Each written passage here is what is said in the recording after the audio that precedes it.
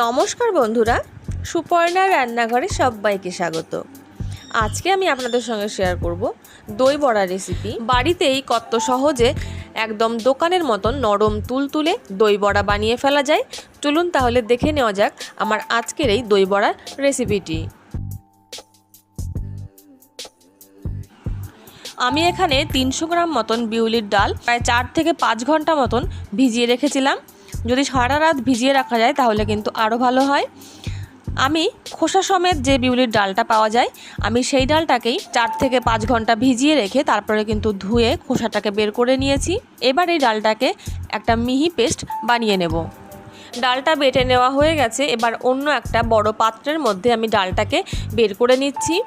ডালটা কিন্তু এখন দেখে অনেকটাই কম মনে হচ্ছে, তবে ডালটা যখন আমি ফেটিয়ে নেব তারপরে কিন্তু অনেকটাই বেড়ে যাবে।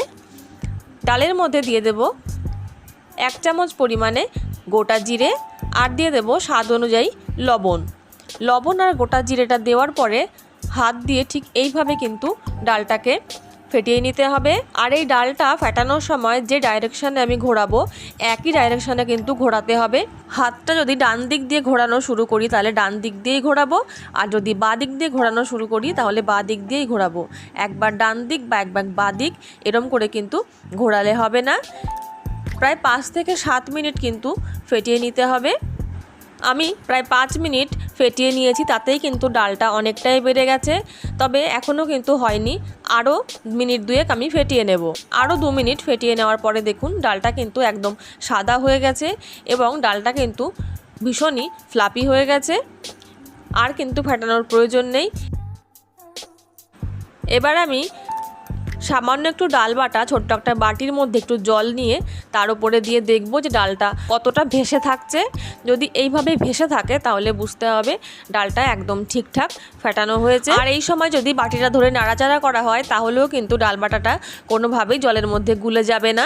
দেখুন জলের মধ্যে কিন্তু একদমই মিশছে না, পুরো আলাদা হয়ে থাকছে। ডাল ফাটানো আমাদের কমপ্লিট। এবার ডালগুলো থেকে বড়া ভেজে নেব। এবার গ্যাসের ওপরে একটা কড়াই বসিয়ে দিয়েছি, তার মধ্যে দিয়ে দেব সাদা তেল। সাদা তেলটা কিন্তু খুব বেশি গরম করা যাবে না। উষ্ণ গরম যখন হবে তখনই আমি এর মধ্যে কিন্তু ডালের থেকে বড়ার মতন করে এইভাবে দিয়ে দেব। বড়াগুলো ভাজার সময় গ্যাসের ফ্লেমটা মিডিয়ামেই রাখতে হবে, খুব বেশি কিন্তু কড়া করে ভাজা যাবে না। ডালের বড়াগুলো যদি একটু কড়া হয়ে যায় তাহলে কিন্তু দইয়ের মধ্যে যখন ডোবানো হবে দইটা কিন্তু ডালের বড়ার মধ্যে একদমই ঢুকবে না। তার জন্য কিন্তু খুব একটা কড়া করে ভাজবো না, মোটামুটি ভেজে নিলেই হবে। বড়াগুলো এক সাইড কিন্তু ভাজা হয়ে গেছে, খুব সাবধানে উল্টে দেব।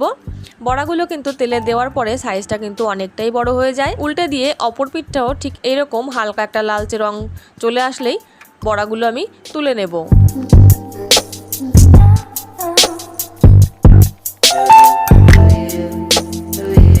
আমি এই রকমভাবেই বাকি বড়াগুলোও ভেজে নেব। বড়াগুলো ভাজা হতে থাক ততক্ষণ আমি এরকম একটা বড় পাত্র নিয়েছি, তার মধ্যে দিয়ে দিচ্ছি বেশ খানিকটা জল, আর এর মধ্যে দিয়ে দেব 1 চামচ পরিমাণে লবণ, 2 চামচ দিয়ে দেব চিনি, আর সামান্য একটু দিয়ে দেব হিং। চিনি আর লবণ আর হিংটা জলের মধ্যে খুব ভালো করে মিশিয়ে নেব।